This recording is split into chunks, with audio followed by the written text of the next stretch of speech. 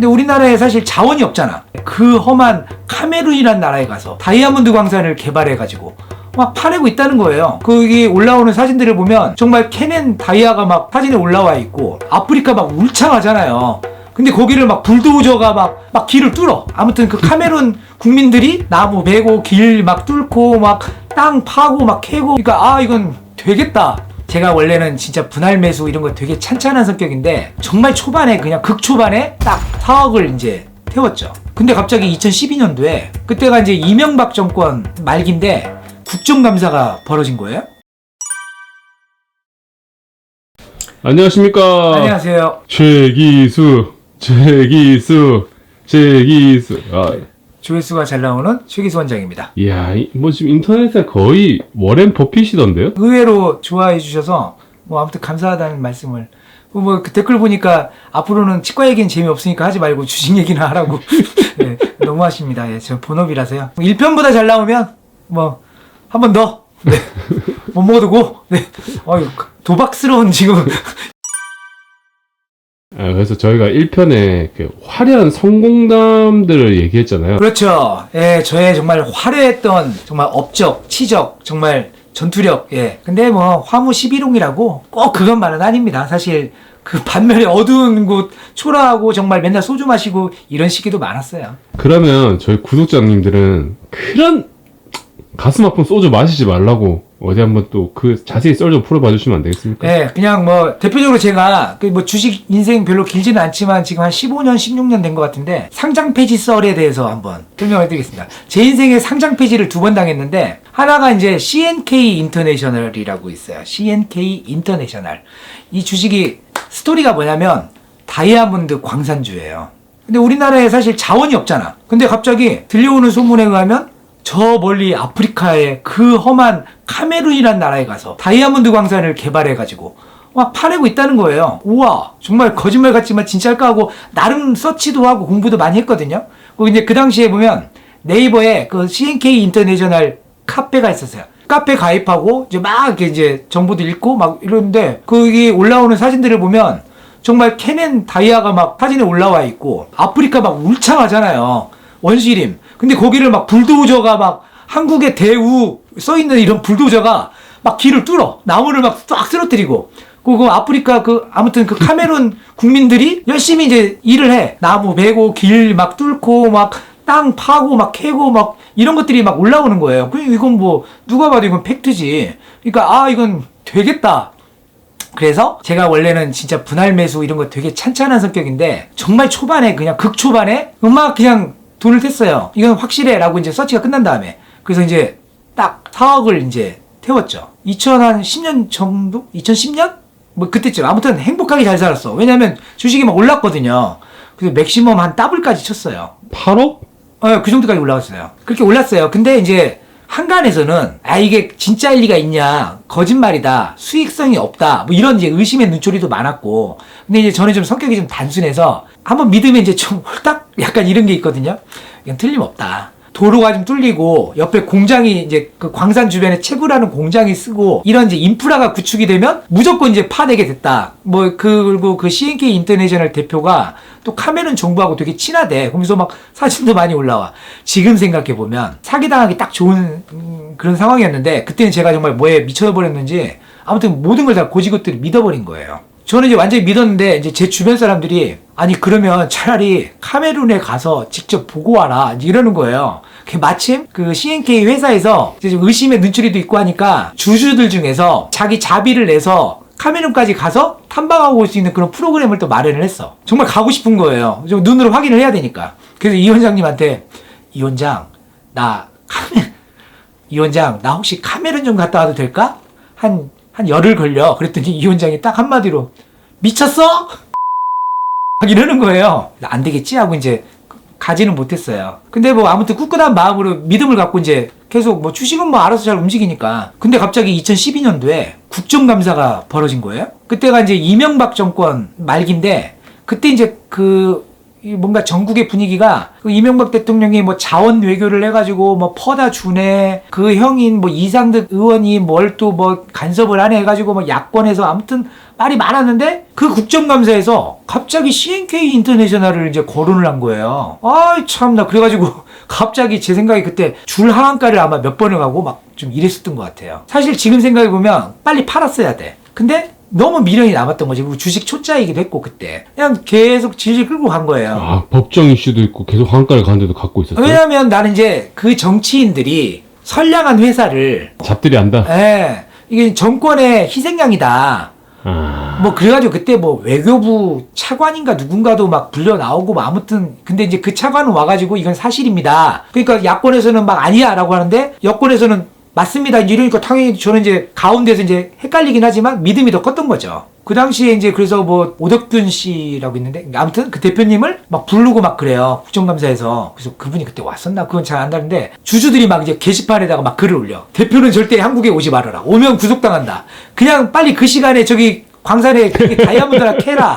그 시간에 지금 밤잠을 자지 말고 캐라 막 이런 얘기만 하고 그 빨리 그 다이아몬드를 빨리 결과물로 보여주면 되지 않느냐 뭐 이러면서 또 난리가 나고 아무튼 되게 시끄러웠어요. 그러니까 뭐 그 당시에도 딱 떠오른 게 그거였죠. 아 바람이 나무를 흔드는구나. CNK 인터내셔널이라고 하는 이 회사는 꿋꿋하게 있는데 그냥 이 정치권에서 바람을 불어대가지고 이 회사를 흔들어대는구나. 나는 정신 바짝 차리고 저 나무를 응원해야지 뭐 이랬었던 거야.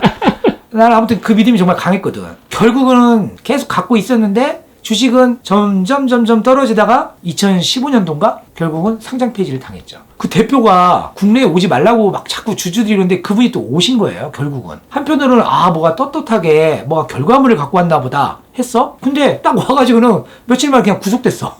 나 너무 황당해가지고 그 다음부터 끝난 거야 그냥. 그래서 나 참 그래가지고 그냥 상장 폐지 당하고 아무튼 그래요. 그래서 그때 원금 4억을 그냥 날렸죠. 그리고 이 원장하고 소주 먹으러 가가지고 뭐 그런 얘기 하면서 이 원장은 옆에서 중간에 그렇게 팔을 하게도 안 팔고 어쩌고저쩌고 하다니 뭐 어쩔 거야 뭐 이러고 있고 뭐 아무튼 그러면서 이제 깨갱한 적이 있어요. 되게 가슴이 쓰렸습니다 그때는. 왜냐하면 제 딴에는 큰 돈을 넣어가지고 첫 실패였기 때문에. 근데 이제 제가 그러면서 완전히 이제 정신을 못 차리는 시기가 된 거야. 2015년도에. 2014, 2015년도가 아주 정신없는. 그래가지고 안 되겠다. 이제 돈을 계속 말아먹고 있으니까 어딘가에 좀 돈을 벌어야 될 텐데 이 생각을 하고 있는데 어느 날 갑자기 또 어떤 분이 동방의 귀인이 나타나셨죠. 그분이 딱 와가지고 하는 얘기가 아는 분이었어요. 그분이 경남기업을 사라는 거예요. 경남기업. 아, 경남기업 알죠. 나름 역사가 길고 되게 아무튼 믿음직한 중소 건설 기업이에요. 그걸 왜 사요? 그러니까 그 당시에 보면 건설업도 별로 안 좋았고 이제 알아보니까 보면 이제 적자를 계속 하고 그러니까 살만한 이유가 전혀 없는 회사였어.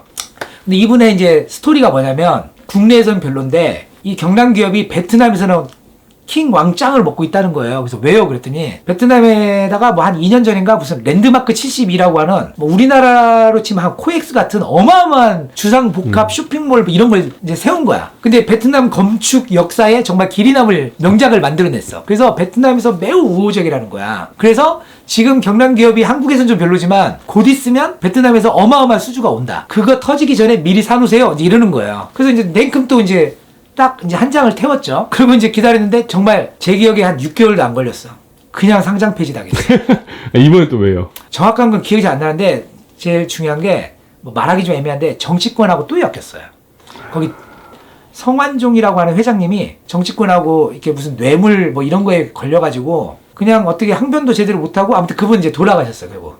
안 좋은 쪽으로. 그래서 아무튼 이제 회사가 폭삭 망했죠. 그래가지고 또 열받아가지고 정리매매를 하는 걸 딱 보니까 그게 아무튼 뭐 몇천 원, 몇만 원 아무튼 그랬는데 30원, 40원으로 이제 막 정리매매 하는 거예요. 그래서 싹 다 그 30원, 40원 정도에 그냥 아무튼 다 팔고 천주만 남겨놨어요. 이 중견 건설 기업이 설령 지금은 상장 폐지를 당해도 다른 좋은 회사가 이 회사를 사가지고 몇 년 안에 다시 재상장을 시켜주겠지. 그럼 그때 어떻게 되는지 한번 궁금해 라고 해서 뭐 사실 천주라고 해봤자 30원 40원짜리 천주 샀으니까 뭐 3만원 4만원 밖에 안 되는 돈만 남겨놓은 거예요. 그거 어떻게 된지 알아요? 그 천주가? 어떻게 됐어요? 결국은 어느 회사가 이제 그 회사를 경남기업을 인수했어요. 그리고는 곧바로 하는 게 예상은 했지만 감자를 하더라고요. 천주의 주식을 갖고 있는 경남기업 주식을 한 주로 그냥 통폐합 시켜버리는 거예요. 그리고 가격도 안 나와. 그래서 제가 갖고 있는 통장 계좌에 보면 경남기업 거기에 한 주가 있어요. 한 주. 지금. 그래서 주식이 정말 무섭구나. 그게 이제 2015년도에 그 연타로 나간 거예요. 제가. 정말 이제 겸손해졌죠. 머릿속도 이제 좀 시원해지면서 식어가면서 정말 정신 차리자. 내가 가지고 있는 주식 종목이 정치권에서 만약에 거론이 된다. 부정정치적으로 숨도 안 쉬고 팔아야 된다. 항상 보면 어느 정권에 보면 어느 기업이 좀 이렇게 찍히는 게 있잖아요. 찍히고 나서는 몇 년간은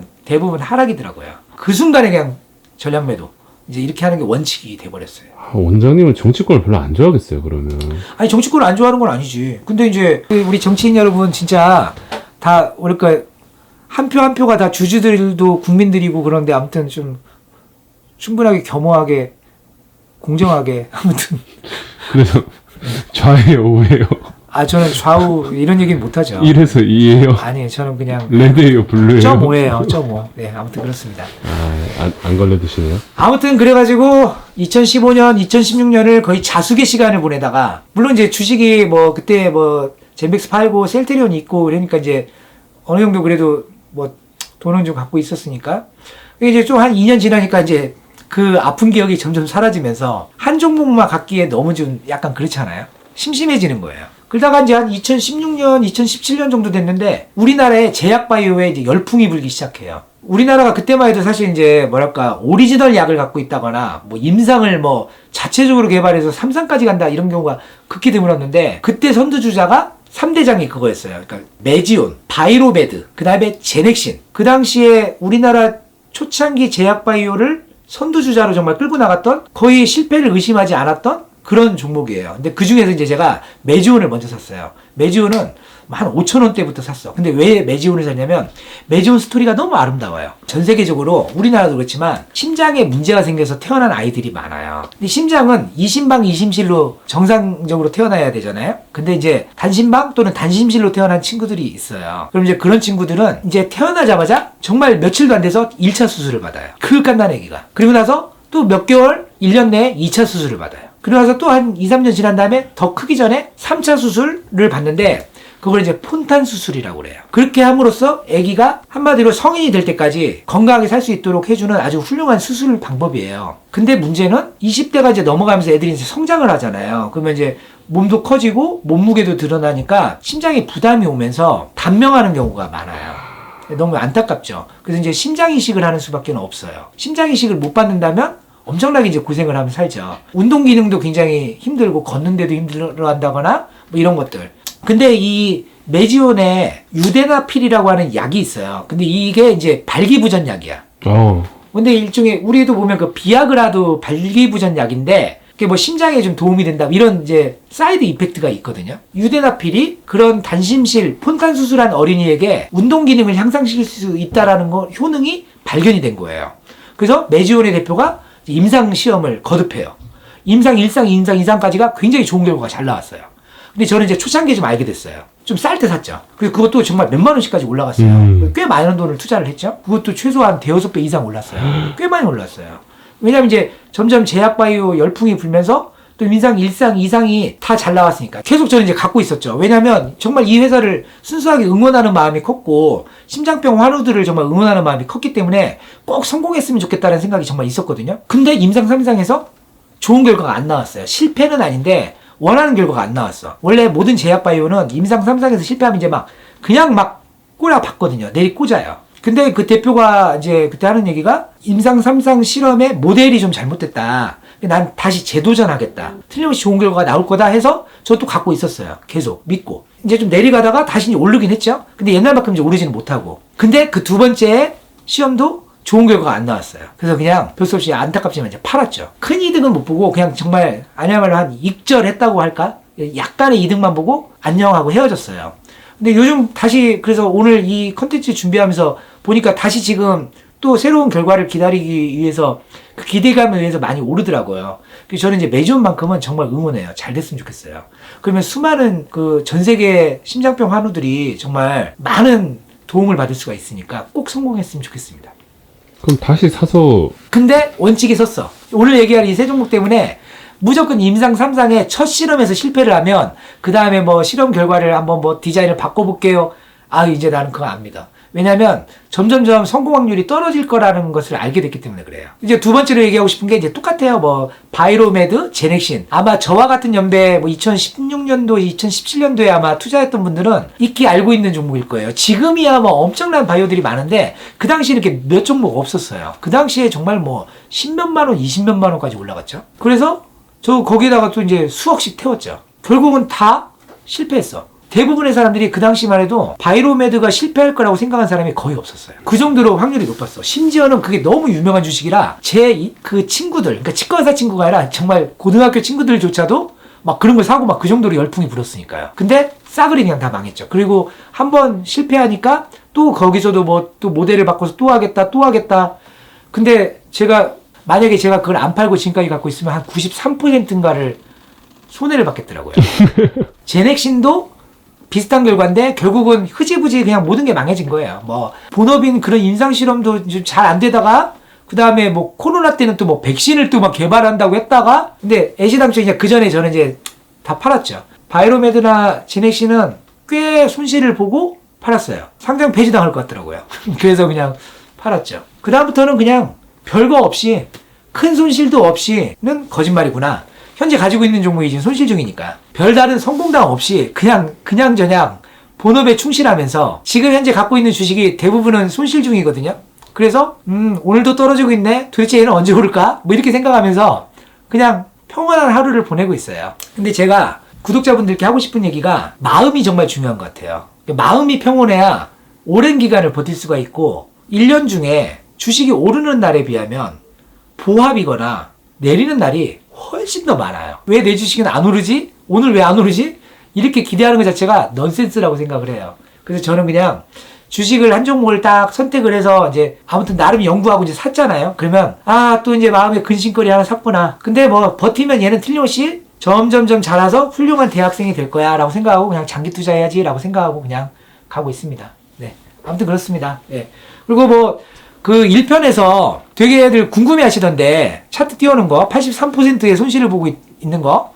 근데 제가 그래서 오늘 보니까 현재 제가 갖고 있는 주식이 정확하게 그 주식이 77%인가 지금 손실 중이에요. 근데 여러분이 생각하는 그 주식이 맞습니다. 그 댓글에 답이 나왔더라고요. 한번 찾아보시고요. 그리고 또 제가 갖고 있는 주식 중에 하나는 뭐 카스다인, 뭐 RMP 원천 특허 이런 거 있는데 어떻게 보시나요? 라고 물어보신 분이 계세요. 뜨끔. 제가 그 주식 상당히 오래전부터 갖고 있습니다. 비상장 주식 때부터 지금까지. 비상장 주식 때 그 주식이 아무튼 10몇만 원 했어요. 근데 상장하면서 7만 원에 상장을 하는 거예요. 그 회사는 정말 나는 그 회사가 왜 노벨상 안 받는지 모르겠어. 그 개발자가 계세요. 아주 유명한 세계적인 석학이죠. 김모 교수님인데 난 그분이 노벨상 받았으면 좋겠어요. 근데 이제 그분이나 그 회사의 문제점은 뭐냐면 경영진이 도대체가 개념이 없어. 좀 이렇게 주식을 올릴 생각이 없어. 특허를 받기 위해서 뭔가 좀 복잡한 문제가 많이 있나 본데 근데 아무튼 저는 그 회사도 잘 될 거라고 생각해요. 결국 특허라는 문제는 이 전 세계에 특허를 심사하는 판사님들이 계신데 전 세계의 판사님들은 공정하시겠지라고 생각을 해요. 그러면 결국은 언젠가는 특허를 받을 거고 그러면 뭐 이 회사는 특허 사용료만 받으면서 뭐 아무것도 안 해도 배불리 살 수 있는 회사가 될 테니까 저는 그 회사 배당 나올 때까지 일단 들고 갈 생각입니다. 근데 그 회사도 지금 손실 중이다. 그래서 저는 지금 현재 이득 보고 있는 종목이 하나도 없다. 그래서 저는 별로 잘하는 주식쟁이가 아니다. 이걸 꼭 기억해 주셨으면 좋겠어요. 이 세상의 모든 주식 투자하시는 분들은 현명한 투자자이시길 바라고 현명한 투자자가 맞습니다. 왜냐하면 괜히 저는 뭐 아무튼 은행에 저금하는 것보다는 현물에 투자하는 것이 훨씬 낫다고 생각해요. 인플레이션을 이겨내는 그런 투자는 역시 올바른 주식을 선택하고 저보다 똑똑한 그 주식 종목의 대표님들이 알아서 전문가스럽게 일하고 계시는데 저는 거기에 숟가락만 얹는 것 뿐이니까 저는 종목의 대표님들을 응원합니다. 자, 우리나라의 모든 주식 종목이 다 대박이 나기를 기원하면서 오늘 컨텐츠 마치겠습니다. 봐주셔서 감사합니다.